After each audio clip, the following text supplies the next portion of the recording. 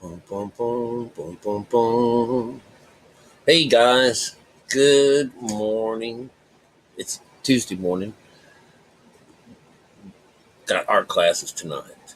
So they're always my best times. So I just finished doing our class for tonight. We're going to be painting hogfish. And I paint them in a way where we get to run through all the colors: purple, red, green, yellow, orange. All the colors wind up in these fun little paintings. It's cool. I did one already last night. But we have people coming to class today that went there last night. Some brought their children. We had a great time. I get about 25 people or so to come in here, and we just have a good time. It's a boot camp. I teach people how to paint, and it's real fun. And it's always got some new people in there and opening the eyes of people. All right, this is a being a creative person, being an artist, and then being a teacher. And what we do here is open eyes. We are healing the blind, and that's what that means: is giving people, you know, the ability to sow for themselves. All right, and and that's about it. My art class works off of three phases of painting. It represents the color, and the color has a good side and a bad side. And when it all comes down to it, that third phase, when you interject light into the painting, which is the white color, once you interject that into the first two phases, which is the dark phase and the middle phase, which is, would be uh, it only takes that little bit of light to make everything else. But there's a whole lot of darkness, the whole lot of darkness. All right. And so, that's how I teach. We teach that, there's a big pancake of darkness in our world. All right. And then between the second phase, the number two is just the color. And the color itself, sits atop of that darkness. And then a little bit of light in the third phase. A little bit of light sits on top of the two, sits on top of the second phase, leaving something behind. So it's just a really wonderful story, which is a type of intervention. Okay. And so when you are opening the eyes of the blind, and Jesus opened up a lot of eyes, and we're going to learn this again, this idea of the wayside going to show up. I'm going to read a quick little lesson about uh, chapter 20 in Matthew. All right. So, it's a 20. That's going to be about two. So they're going to be talking about pairs. All right. I can just say that right now because I've read it and I know what it's going to say. But I'm trying to show you that as far as the numbers are concerned, the number 20 represents two. Two represents God's creation. You are God's creation. All right. And in the spirit of the word Elohim, the right and left sides of our brain are the image of God in us. The Father, of course, is the carnal mind, and the mother of us all is our spiritual side. Okay, now we represent both. We're the physical side of the Father, and we are the spiritual side of the soul. The spiritual side of us is the mother. So our soul has two images. It has the physical and it has the spiritual. One you see and one you don't see. But they are still the sons. All right. So when the male mind decides to judge itself, its father's going to judge you, right? You are going to be sitting down into a meditation pose, a posture, or something, whatever it is that you do to do it. And believe me, the simpler the better. If you've got some crazy thing going on, that's just crazy. You may never get there. It's a simple procedure that requires a little darkness so that your pineal gland does not operate in daylight hours. When it's a daylight situation, it vibrates and hums differently. So it needs to be darkened. The world around you needs to be in darkness because the day of the Lord is darkness. When you get to the sixth ladder, it's darkness. Okay. Complete quiet. No one's eating anything. No one's thinking anything. No one's talking about nothing. unleavened bread. Nothing rises, everything is dead. The carcasses lay by the wayside, and the eagles come. No matter where those carcasses lay, all right? But anyways, and they call them carcasses because in their line of light, until you make this journey within, you're just dead, you know. Yeah, so what? You're just dead. So you're alive and well and kicking, eating and screaming and shitting up a storm. Yep, just one dead beast in their minds. All right, because it's about a state of mind. And when someone is just living out of the lower mind, their right side, the left side of their brain, then they're called, considered like sodomites. They're feeding from the lower, and the idea of taking on a whore or a prostitute or someone that's standing in between something that's real and the one that is a stand-in for the real mother, then we find that she is representing religion or any other god that you put before yourself, before you put before the Lord. And basically what that means is shirking her, taking the right side of our brain of where we are told to toss our nets over for fish. We get this high 9, we get 153 fish. There's another number, and that 9 means consciousness. So once you do this, it's with the right reference. That's a great thing to have. All right. But when someone is going to start bad talking this other side, it's usually those brethren. God comes up and he says, well, how long am I going to have to put up with those wicked brethren, or with the wicked? This is their skin. It's always going to be this way.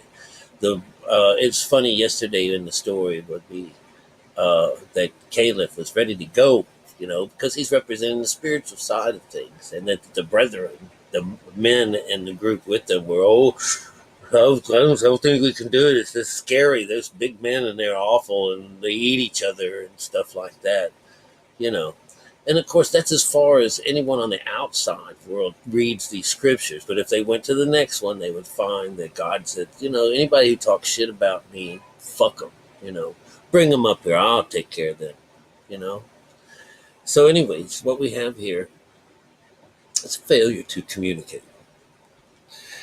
Let me knock this down and do some reading on. I found another girl for us to talk about. She's in Matthew chapter 20. I do have it here. Yes, her name Zebedee. She's the wife of Zebedee. Wife is a good name. Good name for. That's all she is. They don't have a name for her.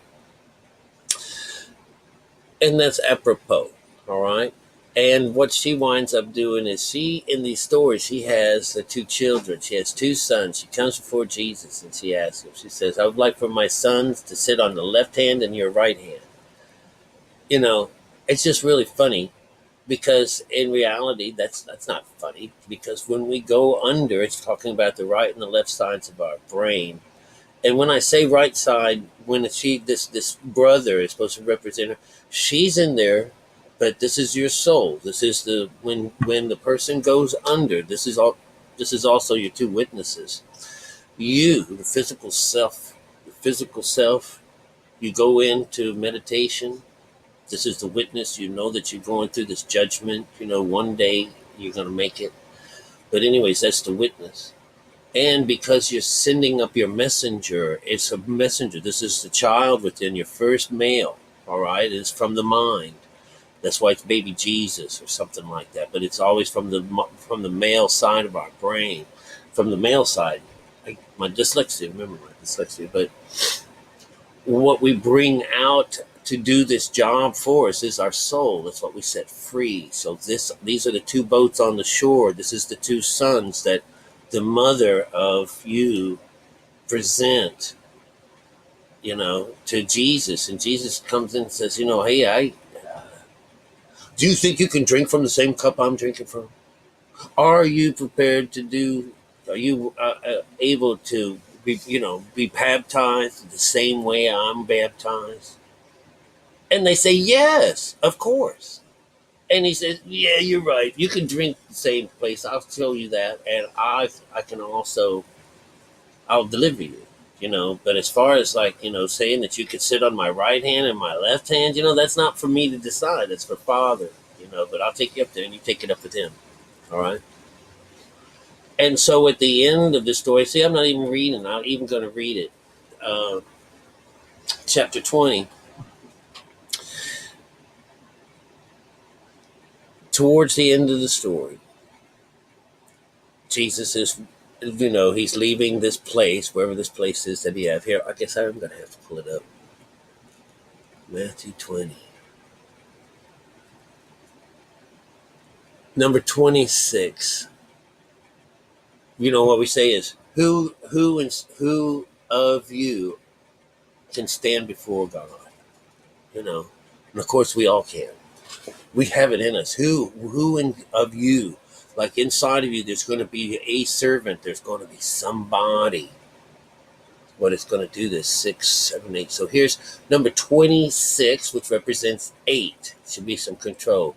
But it shall not be so among you, but whoever will be great among you, let him be your minister. And whosoever will be chief among you, let him be your servant. 28. Even the Son of Man came not to be ministered unto, but to minister, and to give his life a ransom for many. Number 29. And as they departed from Jericho, a great multitude followed him. And 30, which is 3.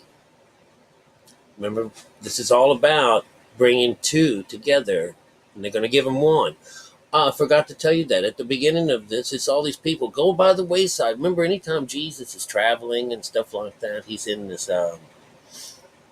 he's in meditation mode. Remember, you can't talk to Jesus, can't talk to God unless they're in spirit. That's how it works. So you have to be in spirit. So he's just traveling from place to place, as he's finding different places to go to on your body, in the countryside. It's all in this mode. So they're traveling now. They're going from Jericho. And as they're going along, they met these 2 blind men, 2 blind guys by the wayside. And what he was wanting was, they hollered out, come save me. Oh, here, it's right in front of me, so let me read it. It says, and behold, 2 blind men sitting by the wayside. And they heard that Jesus passed by. And they cried out, saying, have mercy on us, O Lord, thy son David. Number 31. And the multitude rebuked them, because they should hold their peace.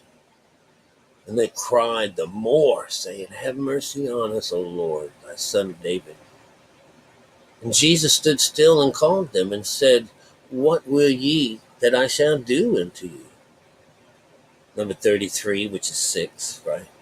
They said unto him, Lord, that our eyes may be opened. Number 34, which is 7. So Jesus had compassion on them and touched their eyes. And immediately their eyes received sight. And they followed him. Can only save someone on number 7. That's where the saving and the healing and all the wonderful stuff happens on number 7. So that's why they would say that they would have killed this Jesus, is because he was working on the Sabbath. And Jesus would say, my Father works on the Sabbath. What are you talking about? So Jesus is talking to them like, you should already know this, you guys. And you say that you're the chief of the Jews, and you don't know what it means to be reborn. This is the second time I've tried to bring this to life. And the first one was, I'm not kidding you, there was like 5 airplanes that came through while I was talking. It was just nuts. Air pollution in Key West. This should be addressed. But at the beginning of this story, they're talking about, while they're in this way, by the road, it's like a man who opened up a vineyard. Here, let's see what the very first verse is. get our minds on this. Matthew 20. For the kingdom of heaven is like unto a man that is an in a householder is an householder, which means you who have their own self, which went out early in the morning to hire laborers into his vineyard. Remember, because you were asking for help when we were going under to find this place. The vineyard is the kundalini. It's just the idea of the vine, the curves and the swoopiness and all that, the wave, the fruit, the meat. This is where we go to meet. It's where we get our fill from of the higher conscious. And when he had agreed with the laborers for a penny a day, he sent them into his vineyard. All right. And then there's people standing idle. They sent someone out, go ye out to the vineyard, and whoever is right, I'll give it to you. All right. So this is the first time they say that. And they say it like 3 times. So anyone that goes up. So he went up again, found some people standing still. And he says, hey, why don't you come over here? Because that's what it is when you're in this situation in meditation, these people and these things, they're just sitting there like the 2 ships on the side of the on the bank of the river or something. It's our 2 sides of our brain again in this situation. And he promises them, I'm going to give you a penny for a day's labor, And so there was people that were found earlier in it. And then there were people that were found later in this meditation because they're gathering. It's the gathering of the self as you're doing this. And the ones that were up here, the first ones, are kind of complaining, I've been here all day long. And the last guys, they only been here for just a few days. There are a few hours even, or minutes even, and they got paid. And then the hour came when the 11th hour came, boom. Remember the 11th hour? Is that how it worked? And it came about the 11th hour, they received every man a penny. 11th hour is 2, all right? That penny is that every party that goes into this gets 1. That's just interesting conversation that deals with, that's what you came here for. You came to this place to put your 2 brains, your 2 halves of your brain together. And this is what he gets. He says, and this is where, just like the earliest ones and the latest ones, it doesn't matter. You get the same thing. Nobody's going to get more because you've been here for a longer time. And even in that story when the prodigal son, one of the sons says, how come you've given him such a great time? I've been here all along. And the father says, well, you were never lost. And that's why, So being lost is just, being on the wayside, and then you come home. You just come home, and that's what all these stories are actually wanting you to do, is to come home. But what you and I are doing is we are learning to sow the seeds. And the seed is the word. And to sow it by the wayside, there you are. Sow it by the wayside means to, you're picking things up on the outside. You're not picking things up on the inside, and you'll never get it. You'll never get there. But after you've had your fill of the outside, you've had your time being the servant and the merchant and all that mess, being a whore and all that, Time to change your mind. And it's as simple as that. Going upstairs, and if God so be it, we'd be changed, But these stories of, like opening the eyes of the blind, you heard here that the brethren complained, said you should shut up. That's the outside world again saying, you should be shut up. And these guys cried even higher, and they would say the 10 brethren complained about the 2 that wanted out. And so this is the stories of, okay, so those 2 go out. This would be Moses and Aaron to bring his people out, only to have them complain because they're going to be destroyed. They're going to go hungry and they're going to be killed. That's the way it is, because that's the way the story goes. There's two people that you send out, which is your witnesses, to go and see what's going to happen and bring it all back to home. The brethren, the skin ain't going to like it. That's why, you're not happy. Jesus says the prophet is never, welcome in his hometown. I hope people are understanding this. But only those people that are in the group here. If you don't understand it, that it's just not ready. You're not ready yet. It's just not your time.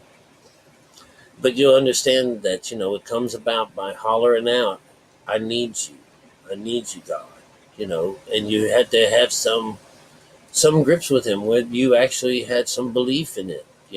At one time, and some fear in it at one time, and that when God finally reveals Himself to you, you just kind of laugh and you say, "Damn, all that hell I had to go through." So that's your earthquakes. But once you get over with them, you learn to smile a lot, because to know about yourself, know more about God, and the only way to do that is to be out of mind and to be out of body. So when someone says you are out of your fucking mind, you say, "Thank God," all right? And that they should try it. Anyways, I love you guys and best to you, all right? So hope it gets up. Our Comcast has been out almost all day, all night again. We just can't get it. It keeps me from being able to do these things on a timely fashion. But anyways, I sure hope the best to you guys, and happy journeys out there. This idea of Delta is ready when you are.